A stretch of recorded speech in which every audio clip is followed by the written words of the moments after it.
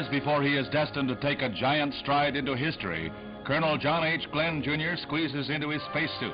His smiling face belies the 10 postponements of his flight that have kept him grounded.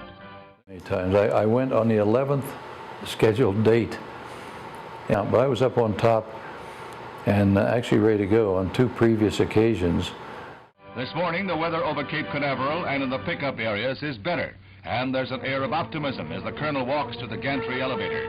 Carrying his now familiar portable air conditioner, Glenn prepares to go to the 11th deck as clocks point to 6 a.m. Eastern Standard Time. The skies are beginning to lighten, and a cool north wind rustles across the Cape. And we've done this, as I said, had done this 3 times before, so we came down to that particular day and we're on the way out. I guess I couldn't really believe that we're going to go that day, but it worked out that we did. The colonel's date with destiny comes 10 months after the Russians claimed an orbital flight by Yuri Gagarin. I think people forget back at that time, this was in the depths of the Cold War. And we were in a contest with the Soviet Union, and they had boosters, of course, that were operating well when ours were too often blowing up on the launch pad. That was a lot of the impetus driving the early days of the space program. This is the climax of 3 years of training. This is the moment when the eyes of the world turn to Cape Canaveral. The Russian orbits were in a thick fog of secrecy. The United States stands or falls in the white-hot glare of worldwide publicity. In the capsule atop the Atlas missile, the colonel will be strapped to a contoured couch. Once in flight, the Mercury will be tilted so that the astronaut will ride backwards. Really plugging in, you slide into this thing. It's not very big, and it's. We used to joke about the spacecraft. We said you didn't get into it. You actually put it on. It was more like putting on clothes. It was that small, because the whole thing, if you spread your arms out like that, you were touching both sides of the spacecraft. The seconds tick off as his rendezvous with space approaches. The hatch cover causes a slight delay when a defective bolt is discovered. Then, millions are moved to silent prayer. And so I've been through this before, and so the day of the launch, when it actually occurred, I could hardly believe it when they got down to the 18-second automatic count.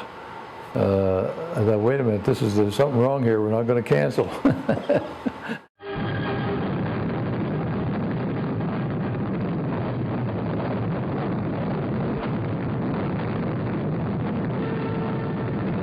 Everything is go. The takeoff of the Atlas, blasted aloft by 360,000 pounds of thrust, carries the Mercury gracefully skyward. The Friendship 7, climbing rapidly out of the Earth's atmosphere, exerts a pressure of 6 times the force of gravity on the astronaut. Loud and clear, he reports back to Mercury Control, reading off his instruments, commenting on his reactions, all as coolly and calmly as if he was commuting on the 827. And that, of course, I was glad to get going. There's a lot of misconception, I think, still in a lot of people. They look at a liftoff, and they see all the fire and the smoke and everything is going, and they think the astronaut must be going through real torture inside, tremendous pressures and all, and it's quite the opposite. You have to remember that the rocket booster, the engines, just have enough thrust to barely get that whole heavy booster going. And so it's a very gentle liftoff as you come up, and as the fuel burns out, then the thrust is remaining the same, and so you're going faster after you get into the maximum G forces that you feel on your body are just before you get into orbit, when the fuel is down very light and the thrust is still there from the engines. And so you're accelerating, and on the Mercury flight got up to about almost 8 times gravity, about 7.9. But it was in this direction instead of this direction as it would be if you were sitting up in a fighter airplane. Well, it looks very impressive from the outside. The astronaut is not under any big stress inside during that period of time.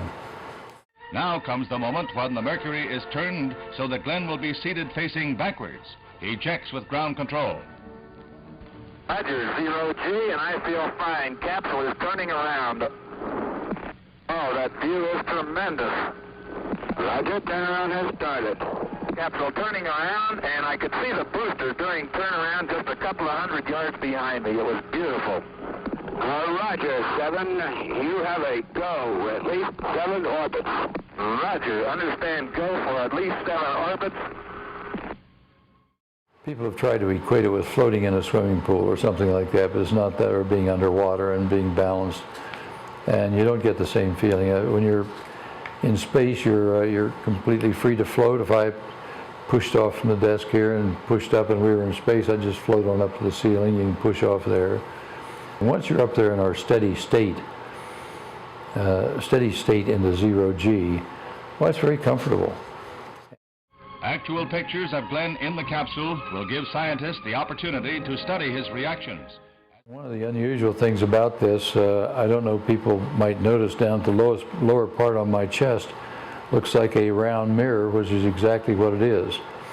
And that mirror is a parabolic, slightly curved mirror. And the purpose of it was, since the camera was mounted on the instrument panel that was taking pictures of me, this could be used then as a backup on what the instrument readings were on the instrument panel by having the mirror look back the other direction. And so they could double check all the readings on the instrument panel. He speeds at 17,500 miles an hour, reaching a high point of 160 miles and a low altitude of 99 miles. The problems I had during that first flight were the first one was at the end of the first, we had planned to make most of the flight on automatic control. And they had the gyros and they're hooked into the thrusters and so on. You have backups on that then where I could operate all those same functions with the hand controller that we have on display out here. The automatic system failed. One of the thrusters stuck at the end of the first orbit. And so that was fouling up. It was using too much fuel. And we were going to have to cut the flight short if it kept doing that. So I cut the automatic systems off and went to manual control on that, which and that was one of the things we'd wanted to prove, whether people could do this or not. We were going to do it on a longer basis, but when this emergency occurred, I just cut them all off. Okay, roll, pitch, and yaw at the same time, and controlled manually, which I had a lot of confidence we could do, or I could do. Each of the 3 orbits takes about 90 minutes. 3 times the colonel sees the sun rise within a period of 4 hours and 56 minutes. 3 times around the globe for a trip of 81,000 miles before he re-enters the Earth's atmosphere, a shield protecting the astronaut from the intense heat. Going over 2 of the ground stations, there had been an indication that the heat shield was loose. Now ordinarily when you come back in and make a re-entry, and you're falling straight down, you come down to when you finally get down to about 10,000 feet and the main chute comes out, is fired, it comes out, and then once you're on the main chute coming down, the whole heat shield is released from metal dogs like a watertight door. Those are pulled and the whole heat shield drops down about 4 feet. If that had been true, if the heat shield had been loose, then during re-entry, the whole thing would probably have burned up. So we left the retro packs, which sat right in the middle of the heat shield, and they're strapped onto the spacecraft by 3 metal straps. And they decided to leave the retro pack in place with those metal straps to hold the heat shield instead of releasing the retro pack as would be normal for a normal re-entry. It made then for a very spectacular re-entry from where I was, because when I was re-entering the atmosphere and all the burning was going on behind me, I could see out through the little window over my head these burning chunks of retropack that were coming back by the window, and I couldn't be 100% certain whether they were heat shield or whether they were retropack that was burning up. But it was quite impressive from where I was with these chunks coming back by there.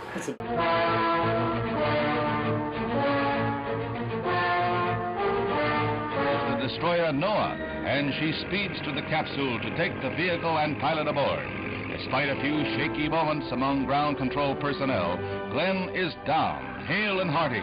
With support cables attached, a pincer-like crane will lift the Friendship 7 aboard.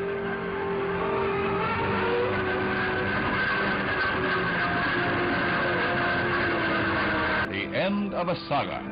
The now famous Friendship 7 is safely lashed to the deck of the destroyer, and the crew prepares to help Glenn from the capsule. First, they attempt to help the colonel from his complex prison through the upper exit in the mouth. They encounter difficulties, and so it is decided to blow off the escape hatch cover. End of the flight, I was in good shape at the end of the flight. I was hot, but it was interesting that when I wanted to get out finally, and had made sure that all the sailors on the deck of the NOAA destroyer were not there right up close to the spacecraft if I was going to blow that hatch. And I hit the hatch with my knuckle through the silver glove, and the plunger, when it set off the charge, the charge in the explosive hatch, it kicked back enough that it split the skin here. And so that was my only wound from the whole flight, was a little skin knuckle here that happened getting out at the end of the flight. First glimpse of the conquering hero, Colonel John H. Glenn. He left his footprints among the stars. He has a grin as wide as the path he blazed as he rests briefly before being flown to the carrier Randolph by helicopter. The helicopter takes him to the Randolph for a debriefing and examinations by medical men. The copter no sooner touches down on deck than Glenn gets a preview of the congratulations that are still to come. On every hand there is jubilation. On every side, smiles and cheers. He signs over his precious log and instruments to the National Space Administration. From here he goes to Grand Turk Island for further rest before the deluge. A deluge of honors a proud country waits to bestow on a brave man. It was quite exhilarating because there'd been some doubts about different things. We'd had some problems during the flight and had been able to overcome those, and we'd set out to show as a country that we could do this. So to bring off a successful mission meant a lot, and it meant a lot to me personally.